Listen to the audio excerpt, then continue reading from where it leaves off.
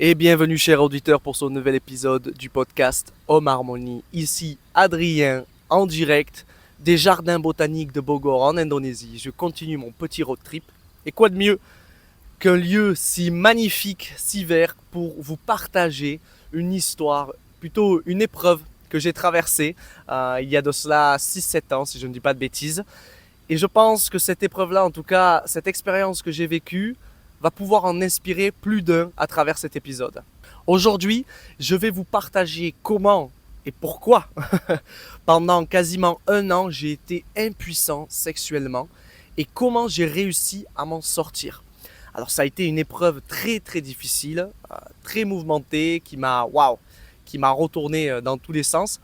Et j'ai envie de vous partager cette expérience-là pour pouvoir aider les personnes qui ont peur de vivre un jour cette impuissance-là, de pouvoir aider les gens qui vivent actuellement cette impuissance aussi, et de leur donner des clés sur le plan psychologique, sur le plan physique, pour pouvoir s'en sortir.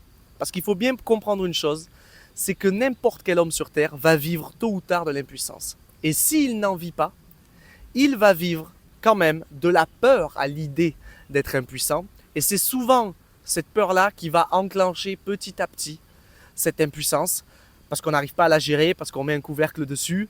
Et à chaque fois qu'on a de nouvelles relations, ou bien une relation très importante pour nous où il y a de l'enjeu, ça devient une catastrophe. Donc, à travers cet épisode-là, vous allez entendre mon partage, mon expérience et beaucoup de notions, beaucoup de clés qui vont peut-être vous faire écho, je l'espère en tout cas.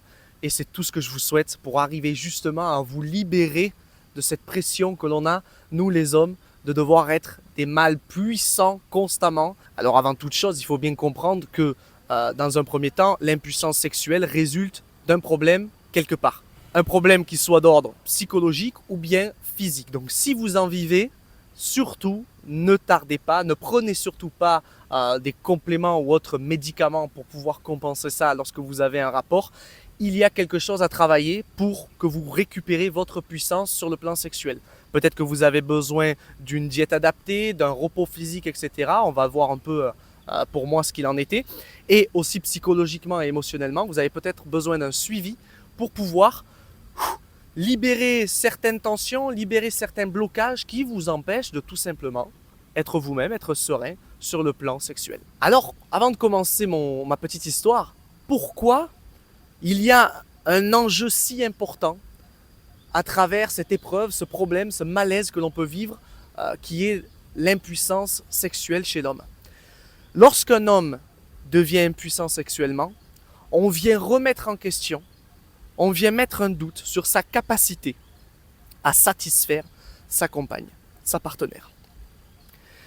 Et lorsque l'on met un doute sur cette capacité-là, on vient mettre un doute sur sa compétence à être ce qu'il est de base, c'est-à-dire un homme qui peut se reproduire sexuellement. Donc d'un point de vue très reptilien, un homme qui est impuissant, qui ne peut pas se reproduire, est un homme qui est inutile.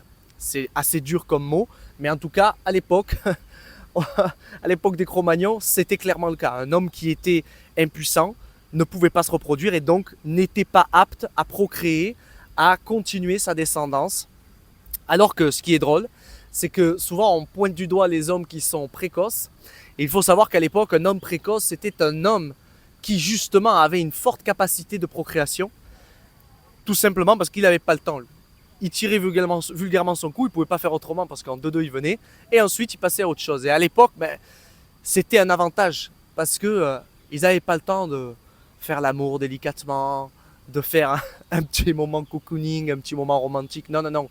Il y avait des tigres de partout, il y avait des lions, il y avait des animaux, il y avait d'autres tribus, il y avait tout. En fait, ils n'avaient pas le temps. Donc c'était un avantage en fait à l'époque pour les hommes précoces. Aujourd'hui, moins parce que forcément on a envie de profiter, on a envie de kiffer ce que l'on fait. Donc cette incapacité que l'on a à satisfaire notre partenaire vient réveiller énormément de peur et vient toucher à notre compétence en tant qu'homme fort, en tant qu'homme viril, en tant qu'homme capable. Lorsqu'une femme remet en doute de quelconque manière, et pas uniquement sur le plan sexuel, la compétence d'un homme à être un homme, c'est-à-dire à apporter une sécurité, à apporter une confiance, à apporter un soutien émotionnel, matériel, etc., ça peut briser un homme, clairement. Donc aujourd'hui, je suis là pour vous partager comment j'ai vécu cette impuissance-là. Et cela remonte exactement à peu près 6-7 ans, je pense. À cette époque-là, je suis célibataire et je rencontre une magnifique jeune femme qu'on va appeler J. Et J, lorsque l'on se rencontre, il n'y a pas un coup de foudre, mais il y a quelque chose qui se passe. Il y a vraiment, waouh, on a une accroche, une connexion. Mais on ne se rend pas compte, elle et moi, que dès le départ, on est en train de jouer un rôle. Elle joue le rôle, d'une fille vraiment attentionnée, qui donne de l'amour, qui est un soutien, etc. Et moi, je joue le rôle du mec sûr de lui, à 100%, qui sait ce qu'il fait, etc. Le mec confiant. Voilà, on est tous les deux dans nos masques. Non pas qu'elle n'était pas attentionnée de base, non pas que moi j'étais pas confiant de base, etc. Mais vraiment on extrapolait ces traits-là de nous. Et en fait, très vite, on a chacun proposé à l'autre quelque chose qui ne nous ressemblait pas à 100%. Moi, j'ai donné l'image d'un mec très sérieux, très sûr de lui, etc. Alors que c'est pas du tout mon cas. Je suis quelqu'un qui rigole tout le temps, je suis quelqu'un qui fait le con tout le temps. J'adore faire le gamin. Je suis un gamin dans ma tête. J'ai de l'expérience, mais j'adore faire le gamin.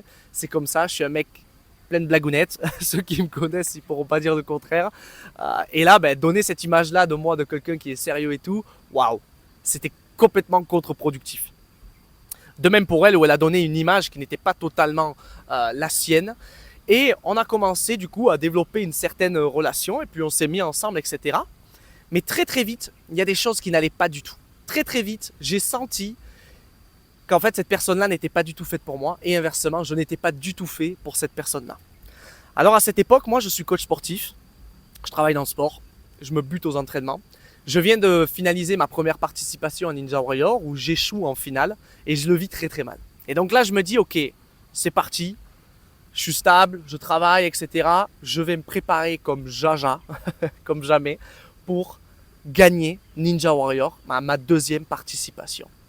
Donc je m'entraîne comme un barbare. Mais quand je vous dis comme un barbare, c'est que je fais tous les protocoles bien comme il faut, un entraînement précis, efficace, chaque exercice est là pour une raison justifiée, etc. Tout est programmé minutieusement pour pouvoir performer le jour J.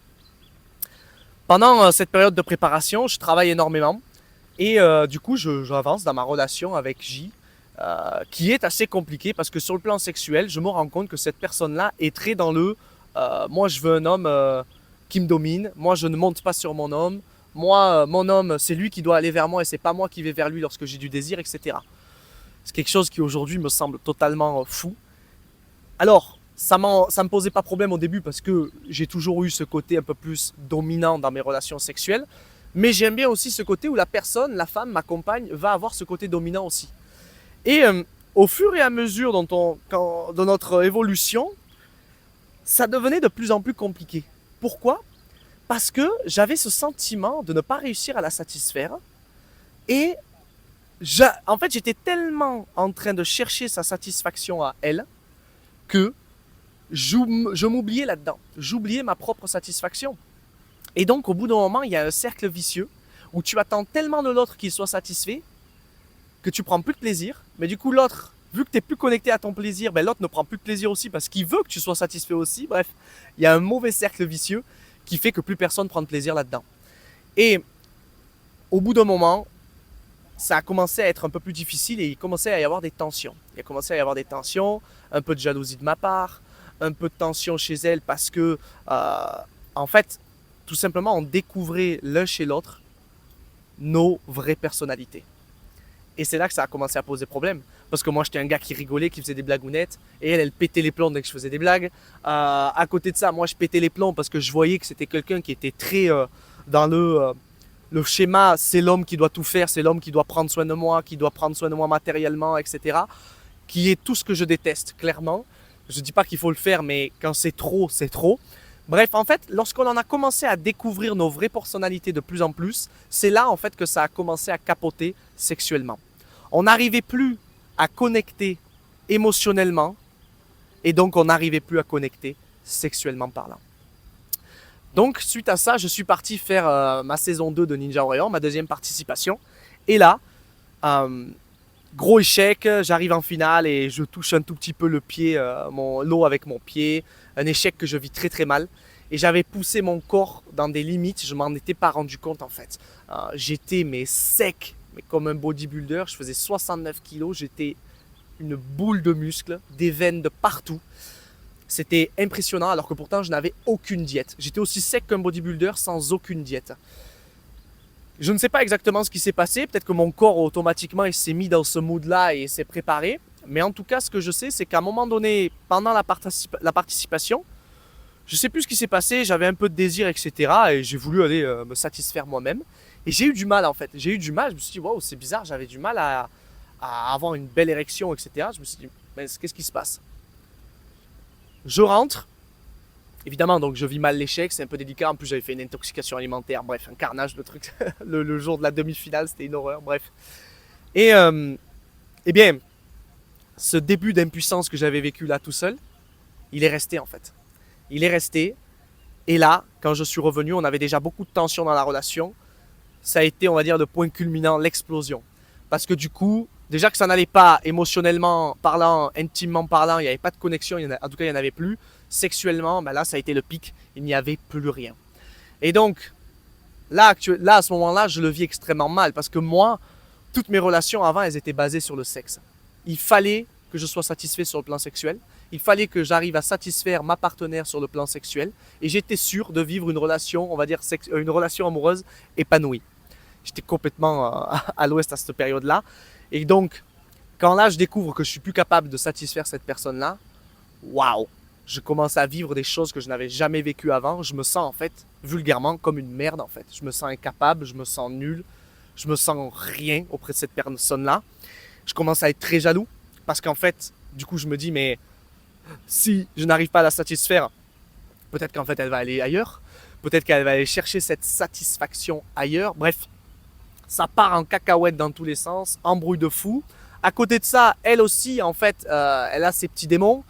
Elle est toujours à la recherche un peu de cette sécurité-là. Donc, pas qu'elle flirte, mais elle est vachement plus attirée vers des hommes qui peuvent lui apporter cette sécurité sur le plan financier, etc. Pas du tout sur le plan sexuel, parce qu'elle était très axée là-dessus. Donc, il y a tout un truc où nos deux démons se rencontrent et puis ils font popper l'op ensemble et ça part en cacahuète. Au bout d'un moment, j'en peux plus et je décide de rompre. Je décide de mettre un terme à cette relation, qui est un choix extrêmement intelligent et que j'aurais dû faire depuis bien longtemps parce que on n'était pas du tout sur la même longueur d'onde. Et c'est ok en fait, il n'y a pas de mal ni bien là-dedans.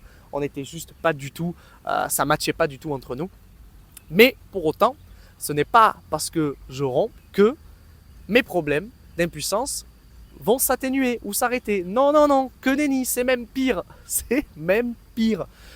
Donc, pendant à peu près 5-6 mois, il m'est impossible d'avoir une relation sexuelle. À un moment donné, je rencontre deux magnifiques jeunes femmes pendant ces périodes-là, avec qui j'ai vraiment connecté. Et en fait, je décide de mettre un terme aux relations à chaque fois parce que je suis incapable. Je suis incapable de les satisfaire et je le vis très très mal. Et j'ai pas envie de les faire souffrir. J'ai pas envie d'être jaloux, j'ai pas envie de péter les plombs, j'ai pas envie de me sentir, d'être un poids pour ces femmes-là. Donc je décide à chaque fois de mettre un terme à ces relations et elles en souffrent beaucoup parce que c'est pas comme si c'était une insatisfaction, comment dire, un problème de relation ou une relation qui vraiment se pourrit d'année en année ou que l'un de nous deux avait fait quelque chose de grave. Pas du tout. Il y a juste une incapacité pour l'un d'être heureux avec cette personne-là. Et en l'occurrence, c'était moi ici. Et du coup, je prends cette décision, pas égoïstement, mais c'est pas d'être égoïste, mais comment dire, je la prends pour moi principalement et je la prends involontairement aussi, inconsciemment pour elle aussi, parce que je n'ai pas envie de la faire souffrir. Donc pendant toute cette période-là, j'essaye beaucoup de choses pour arriver en fait à sortir de cette impuissance-là. Je fais des analyses sanguines qui révèlent que j'ai un léger taux supérieur à la norme au niveau de la prolactine, qui est une hormone une hormone féminine, il me semble. Et en fait, donc je vais voir des endocrinologues, ils me donnent des cachetons, mais ça change pas grand-chose en réalité. Voilà, c'est parce que le taux est trop faible. C'est pas comme si on avait un taux hyper élevé. Voilà, il y a rien qui va. Je continue à m'entraîner, c'est très difficile pour moi, je suis dans une dépression mais pas possible parce qu'en fait je me dis là, en fait je vais plus pouvoir avoir de copine, tu sais je dramatise quoi. Je me dis mais je vais plus pouvoir avoir de femme, je peux plus satisfaire une femme. Qu'est-ce que je vais faire?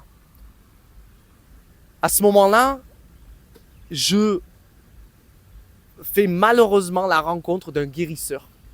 qu'on me propose. Et le mec, je vais le voir. Et cet homme, il va être très important dans cette histoire parce qu'il va vraiment mettre en exergue ce qui se passe à l'intérieur de moi, involontairement, mais il va réveiller quelque chose d'extrêmement difficile. Je rencontre ce mec, c'est un guérisseur. Et c'est un ami qui me le conseille. Il me dit, tu vas voir, il va t'aider, il a des compléments, patati patata. Bon, moi au début, je ne sais pas que c'est un guérisseur. Je me dis, ça doit être une sorte de naturopathe, un truc comme ça. Quand j'arrive dans sa piole, au mec, la maison, sombre truc de fou à l'intérieur, des croix de Jésus de partout, des livres, des machins, des pendules, des trucs de voyants, de médium, des boucles de cristal. Je fais wow, wow, wow, what the fuck, dans quoi je me suis fourré dans cette histoire.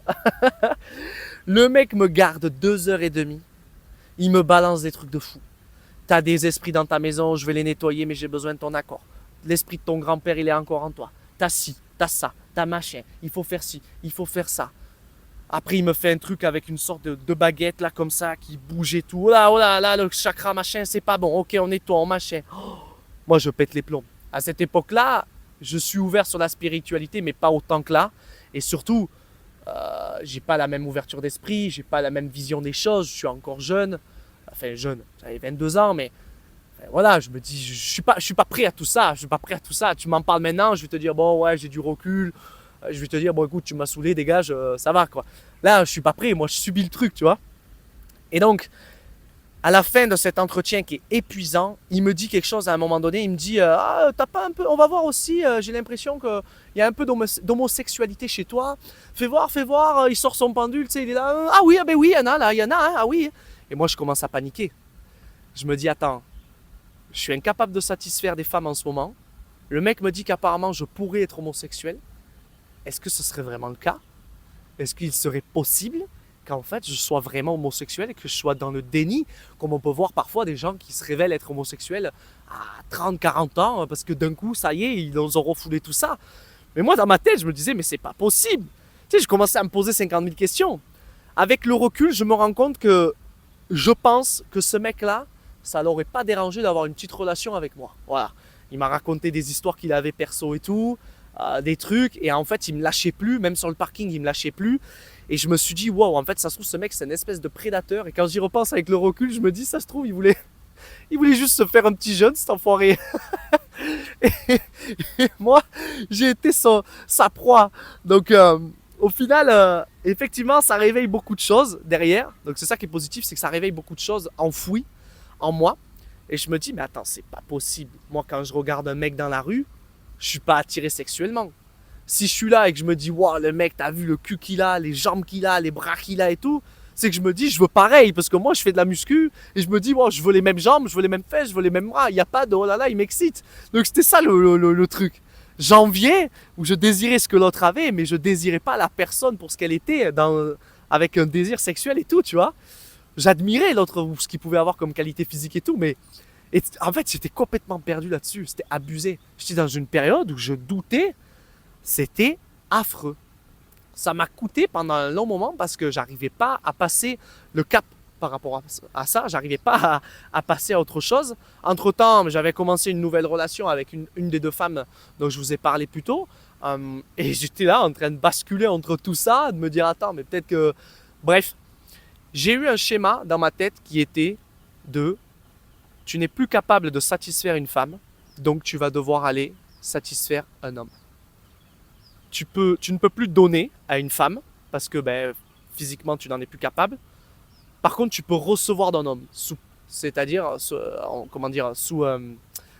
prétexte, en gros, tu peux être passif chez un homme, tu peux satisfaire un homme en étant passif alors que tu ne peux pas satisfaire une femme en étant passif. C'était ça le schéma qui s'était mis dans ma tête.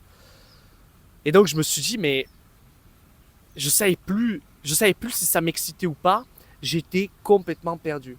Donc en réalité, ce qu'il s'est passé, c'est que cet événement-là a réveillé ma blessure de rejet. Et lorsque la blessure de rejet est activée, on va porter ce que l'on appelle un masque, le masque du fuyant. Le masque du fuyant, eh bien, comme il se prononce, il veut te pousser à fuir. Et donc moi, en portant ce masque-là, je voulais fuir les relations sexuelles avec les femmes parce que je ne me sentais plus capable. C'était trop douloureux, ça faisait trop peur de faire face à cette impuissance face à une femme. Donc, plutôt que d'y faire face et de me dire ok, il faut que je trouve une solution, etc. Le réflexe que beaucoup de gens vont avoir et qui sont portés à avoir une blessure de rejet importante, c'est de fuir en fait. D'être soit dans le déni, soit de fuir et de passer à autre chose à côté, de trouver un subterfuge pour éviter d'aller toucher en fait à cette impuissance-là, etc. C'est un mécanisme de défense qui est tout à fait logique et que l'on rencontre dans énormément de situations. Donc au bout de quelques temps, j'essaye pas mal de choses pour arriver à m'en sortir, etc. Et puis il va y avoir maintenant, je vais vous partager comment je m'en suis sorti, il y a eu un ensemble de choses qui ont fait que j'ai réussi à passer cette impuissance-là, à comprendre ce qui s'est passé.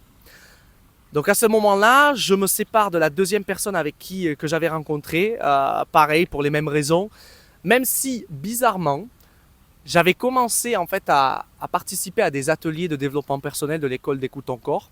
Et le week-end où on se sépare, j'avais fait un atelier justement, et on a eu une relation sexuelle, et là je n'ai eu aucun problème. Et je me suis dit, ah, il y a quelque chose d'intéressant qui est en train de se passer.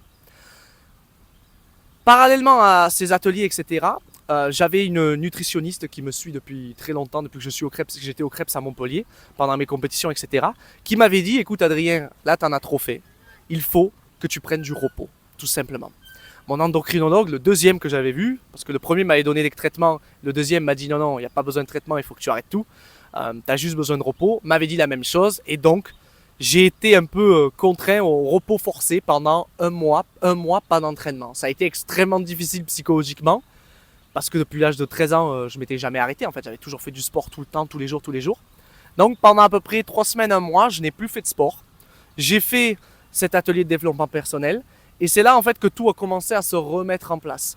À partir de là, après, j'ai rencontré une autre personne avec qui je suis resté pendant 3 ans. Et j'ai continué ce travail sur le développement personnel, en suivant les ateliers, etc. pour arriver à comprendre ce qu'il s'était passé et arriver en fait à pallier tous ces problèmes-là. Donc, aujourd'hui, qu'est-ce qui a fait que je pu surpasser cette épreuve-là d'impuissance? Premièrement, sur le plan physique, moi, j'en faisais trop. J'en faisais beaucoup trop. Il y avait trop d'enjeux. J'étais beaucoup trop dans l'effort physique constamment, dans le travail, etc. En fait, j'ai fait comme un burn-out de sport, un burn-out sportif. Et donc là, le meilleur moyen, justement, pour arriver à lâcher tout ça, c'est de faire une pause. Évidemment, c'est plus facile à dire qu'à faire. Parce que ce qui fait que tous les gens vivent un burn-out sur le plan professionnel, c'est qu'ils n'arrivent plus à s'arrêter. On leur dit, prends du repos, pars en vacances, repose-toi, etc. Et non, on continue parce qu'il y a des peurs là-dedans. J'en parle justement dans mon livre Manuel de réussite. Il y a un passage sur ça où justement, en fait, la peur de se reposer, la peur de répondre à son besoin de récupérer mentalement, physiquement, etc. est trop importante. Et donc, on ne répond pas à ce besoin de récupération. Et donc, on tire sur la corde. Et à un moment donné, ça pète. Donc, physiquement, j'ai vraiment dû apprendre à me reposer, à me reconnecter à cette récupération-là sur le plan physique pour pouvoir permettre à mon corps sur le plan physique de remettre les batteries à zéro. Psychologiquement et émotionnellement, ça a été une toute autre paire de manches. Je me suis rendu compte que j'avais extrêmement peur de finir, entre guillemets, homosexuel, la peur du jugement, et notamment vis-à-vis de mon père. Ce qui est assez drôle, c'est que quand j'ai fait ce travail-là sur moi à ce moment-là, plus j'en parlais aux gens de ça, plus en fait, cette sensation s'atténuait, et plus, petit à petit, j'arrivais à me dire, mais en fait, Adrien, imagine, c'est vraiment le cas, est-ce que c'est si grave que ça? Est-ce que c'est si grave que ça? Alors au début, oui, c'était grave. Il y avait une partie de moi, mon ego, qui me disait non, non, mais surtout pas, machin et tout. Et en fait, plus ça avançait dans le temps, et plus ça se détendait, ça se relâchait. En fait, je me disais, je m'en fous. Si c'est le cas, c'est le cas. Il y a quoi? Et bien, c'est à partir de là qu'en fait, tout s'est atténué. À partir du moment où j'avais lâché prise sur ça, c'est là, en fait, que tout a switché et que tout s'est atténué. Et qu'en fait, je n'ai plus eu ce truc de plus savoir où j'en étais, etc. Je savais depuis le départ au fond de moi que je voulais être avec une femme, etc. Mais il y avait une partie de moi qui en doutait. Et en fait, cette partie-là, elle s'est évaporée parce que j'ai lâché prise là-dessus. J'ai juste accepté au fond de moi que, eh bien écoute, si c'était le cas, c'était pas grave. Et en gros, j'ai pu, entre guillemets, guérir un peu cette blessure de rejet là-dessus à travers cette expérience-là. Parce que tout simplement, l'obstacle qui me faisait le plus peur, c'était ça en fait. C'était pas de ne pas satisfaire une femme, c'était de me rejeter parce que je me disais, oh là là, si jamais je suis un homosexuel, oh, c'est grave, etc. Lorsque j'ai réussi à dompter ça, à apprivoiser ça, et à me dire, en fait, c'est pas grave, je serai toujours le même, je suis quelqu'un de normal, de bien, etc. C'était comme si j'avais mis un baume sur cette blessure et cette peur, et en fait, tout s'est atténué à partir de ce moment-là. Alors, évidemment, cette peur d'être impuissant n'est pas partie du jour au lendemain. Même aujourd'hui, ça m'est arrivé, lors de précédentes relations, de vivre cette peur-là. Évidemment, il y a une partie de soi qui n'a pas envie de revivre l'enfer que l'on a pu vivre auparavant. Alors comment j'ai réussi à pallier cela? Tout simplement, je me suis posé la question de c'est quoi le pire qui pourrait arriver? Imaginons je rencontre une femme et je désire avoir une relation sexuelle avec, on va faire ce qu'on a à faire, etc. Et puis là, je vois que je suis impuissant. C'est quoi le pire? C'est quoi le pire qui pourrait arriver? La blessure de rejet, lorsque l'on vit cette impuissance-là, la blessure de rejet, le gros problème, c'est qu'on a une peur panique. C'est les peurs qui nous empêchent d'être épanouis dans certains domaines, etc. à cause de cette blessure. Lorsque l'on est prêt à faire face au pire, c'est là que la magie opère. Et donc là, je me suis vraiment mis face au pire. Je me suis dit, si le pire arrive et que je suis impuissant, qu'est-ce qui va se passer en fait? Et sur le papier, je me suis dit, pas grand-chose en fait. Au pire, je suis impuissant. Bon, j'essaierai de la satisfaire autrement et puis basta. Je sais que ça va passer parce que généralement, les premières fois, ça peut me le faire. Et ensuite, une fois que je suis en confiance, tout va bien. Bon, voilà. C'est tout bête. Mais une partie de moi, elle n'arrivait pas à voir les choses aussi détachées. Elle était en panique, elle me disait non, c'est pas possible, etc. Oh là là, c'est mort. Et en fait, plus j'ai réussi à avoir ce discours-là, plus j'ai été détaché de cette peur. Je ne mettais plus d'énergie dans cette peur de oh, il faut surtout pas que je sois impuissant. Et donc, moins je mettais d'énergie, moins cette peur prenait de place en moi, et plus j'étais détendu, et plus je pouvais kiffer ce que je faisais en fait. Et c'est pas un hasard si après derrière j'ai rencontré quelqu'un qui m'a poussé dans les retranchements à ce sujet-là. Parce que, encore une fois, je m'étais fait avoir par ma blessure de rejet, le fuyant. Parce que lorsqu'après toute cette aventure-là, j'avais des relations sexuelles, ce que je faisais, le malinx, le lynx, c'est que je faisais tout pour arriver à faire jouir ma partenaire avec un cuni ou quoi que ce soit. Comme ça, j'avais réussi mon coup. Ça me rassurait. Je me disais, ok, c'est bon, tu l'as satisfait, c'est bon, maintenant, tu peux te détendre, tu as fait ton travail, tu as été compétent. Donc tu n'as plus à avoir peur d'être impuissant ou pas. Et donc évidemment, je n'étais pas impuissant. Et ce qui est super drôle, c'est que j'ai rencontré quelqu'un avec qui je suis toujours maintenant, depuis 1 an et demi. Et en fait, cette personne-là déteste les cunis. Donc quand moi je suis arrivé et que je me suis dit super, allez on est parti, la technique basique pour se rassurer, ça marchait pas en fait. Et donc là, ça m'a mis wow, ça a réveillé beaucoup de peur encore une fois parce que je me suis dit en fait, je sais pas mon subterfuge, ma technique de fuite pour ne pas faire face à cette impuissance là. J'ai plus cette technique là. Donc là, il faut que je fasse comment en fait. Donc derrière, j'ai dû faire face à clairement cette peur là. Donc il y a eu plusieurs fois où ça m'est arrivé, pas d'être impuissant, mais de sentir que j'étais pas à 100%. Et je me suis dit, ok Adrien, rappelle-toi qu'il y a eu des fois où tu étais à 100%. Là, tu ne l'étais pas. Ok, il y a peut-être des raisons, peut-être qu'il y a ci, ça. C'est normal, ça va passer, ne t'inquiète pas. C'est que pour l'instant, tu es encore un peu entre deux avec cette peur, etc. Au plus j'arrivais à faire ce travail-là d'observation, au plus l'énergie que je mettais dans cette peur d'être impuissante disparaissait et s'atténuait petit à petit. Et en fait, c'est ça l'acceptation. Lorsque l'on vous dit il faut que tu apprennes à accepter, c'est pas juste de se résigner, c'est pas ça l'acceptation. L'acceptation, c'est pas être d'accord. L'acceptation, c'est observer ce qu'il se passe. J'accepte en observant que là, ok, j'ai encore mis un peu d'énergie dans cette peur, c'est ok, je sais que ça va passer, c'est temporaire. Il y a 9 fois sur 10, les autres fois, tout s'est très très bien passé. Là, c'était un peu bancal, ok, j'ai encore mis un peu d'énergie là-dessus, ça va passer. J'observe juste que là, j'ai mis ça, je vis ça comme émotion, etc., comme peur, voilà. C'est tout, il n'y a rien d'autre à faire. Lorsque j'arrive à me regarder en distance, pardon, je me gratte. Lorsque j'arrive à me regarder avec distance, comme un jeu vidéo avec une caméra et à constater ce qui se passe là, plus j'arrive à faire ça, plus je vis du détachement par rapport à cette situation. Et donc, moins je mets d'énergie dans cette peur, dans cette énergie entre guillemets malsaine, moins je mets d'énergie là-dessus. dans cette situation, dans cette peur, dans cette émotion négative. Et donc, plus je m'en libère. C'est ça l'acceptation. On arrive à être détaché de ce qu'il se passe. Et ce qui fait que l'on ne revit plus cette situation difficile, cette émotion, ce problème-là, cette maladie, ce problème physique, peu importe, c'est parce qu'en fait, on ne met plus d'énergie au mauvais endroit, on le met au bon endroit, c'est-à-dire en s'observant. Donc c'est ce que je vous invite à faire. C'est extrêmement difficile. Ce qui nous empêche de le faire, c'est la peur. Il y a une partie de nous, elle n'y croit pas à ça. Elle se dit, mais attends, si je ne trouve pas de solution, je vais être impuissant à vie en fait. C'est pas possible. Là, il n'y a pas de j'observe ou quoi. Non, là, entre guillemets, je bande plus. Non, il faut que je trouve une solution, il faut que je fasse quelque chose. Et qu'est-ce qu'ils font les gens dans cette situation? Ils vont acheter du Cialis, ils vont acheter du Viagra, des conneries comme ça, pour arriver à compenser. Mais ce n'est qu'une fuite, c'est qu'un subterfuge. Je vais guérir les symptômes, mais pas la maladie. Prenez le temps si jamais ça vous arrive. Posez-vous, dites-vous, ok là, waouh, je me regarde avec une caméra, je vois que ça réveille beaucoup de peur. Qu'est-ce qui s'est passé? Ben ouais, j'ai été un peu impuissant là, dans cette relation sexuelle avec ma partenaire, c'était pas foufou, ça me fait peur, etc. Qu'est-ce que je peux faire pour me sentir un peu plus détendu? Est-ce que je peux lui en parler? Est-ce que je peux juste arriver à me rassurer, à me rappeler qu'en fait, c'est ça là ce que je vis. C'est ce que je vis là.